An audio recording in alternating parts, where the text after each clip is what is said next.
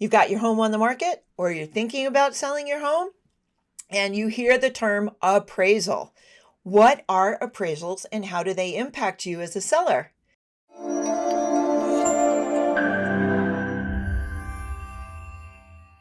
An appraisal is an expert price opinion about your home, and it's done by a licensed appraiser here in Rhode Island. A licensed appraiser has 3,000 hours just to get their license. So if you're dealing with appraisers that have been around for a while, they have thousands and thousands of hours of determining what the value of that home is. Generally speaking, the appraiser is working for the buyer's bank.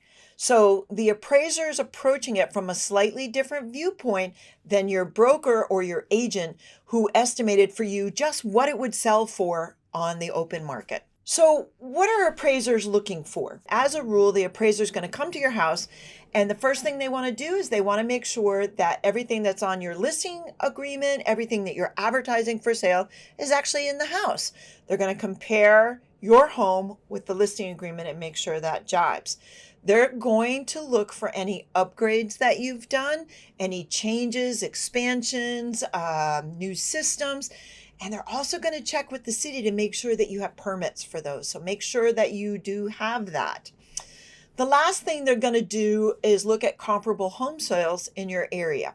And just like realtors, appraisers are really looking for a typical home that's like yours, very close to your neighborhood. So what happens if once the appraiser comes and they issue their report, which can take a week or two and sometimes longer, if that report comes out and it's not as much as what you actually sold the home for? Well, that's what we call an appraisal gap. And you can, particularly during COVID, many savvy agents were addressing appraisal gaps in their offers. And if you had one of those agents, good for you. That's a smart agent. You can do a couple of things. The first thing you might want to do, if you're positive that your house really is worth $500,000 even in a normal market, you can appeal the appraisal. We don't see this that often. Number one, because particularly after the crash of 2006, the appraisal industry was really toughened up and had a lot more liabilities put on them, and they're very careful about the work that they do. So they're very confident in their decisions. But you could try appealing it. If you don't win an appeal, and if that appeal doesn't solve that whole gap, somebody, whether it's the buyer or the seller or a mix of the two, has to make up that difference. Sometimes this will be addressed in the appraisal gap from your buyer, from the purchase and sales agreement from your buyer. And sometimes your agent, if you're the seller, maybe your agent has warned you and said, look, yes, you're going to get this amount, but that buyer has a lender and they're going to need an appraisal and is probably not going to appraise at that, so you're probably going to make less. That is one of those scenarios, my friends, where if you are negotiating multiple offers, you want to bear that in mind. The highest price is not always the best price. So the last thing we want to talk about here is to avoid this stress. You may have talked to your agent and talked a little bit about getting a pre-inspection. A pre-inspection is another thing that we do to kind of avoid surprises when it comes to our homes. And a pre-inspection will let you get a full inspection of your property and a list of, any deferred maintenance. And so you can take care of those things. But should you do the same thing with an appraisal? That's a tough question. I would say, as a rule, no.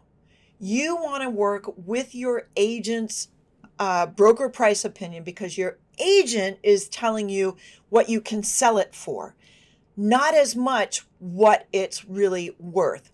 What's the difference?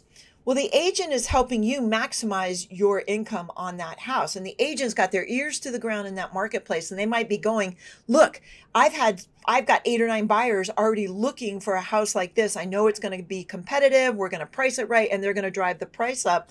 But you might end up with an appraisal gap because the sold comps don't support the price. But that's okay.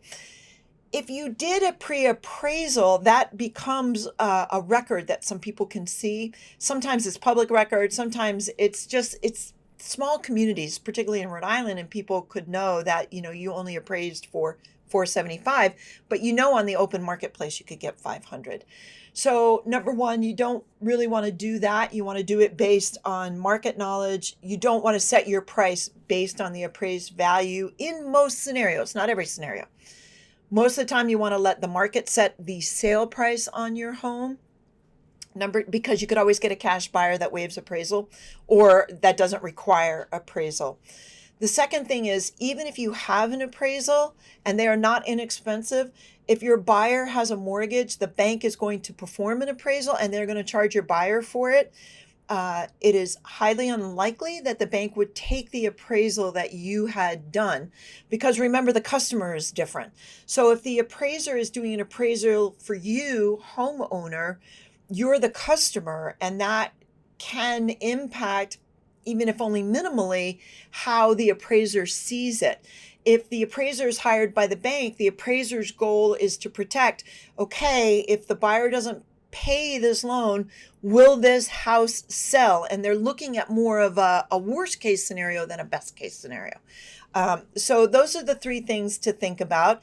If you are thinking about selling your house, give us a call. We'd be happy to discuss your value or your equity stake in your house at the moment. I'm Sandi Warner with Warner Realty Group, making the complex simple.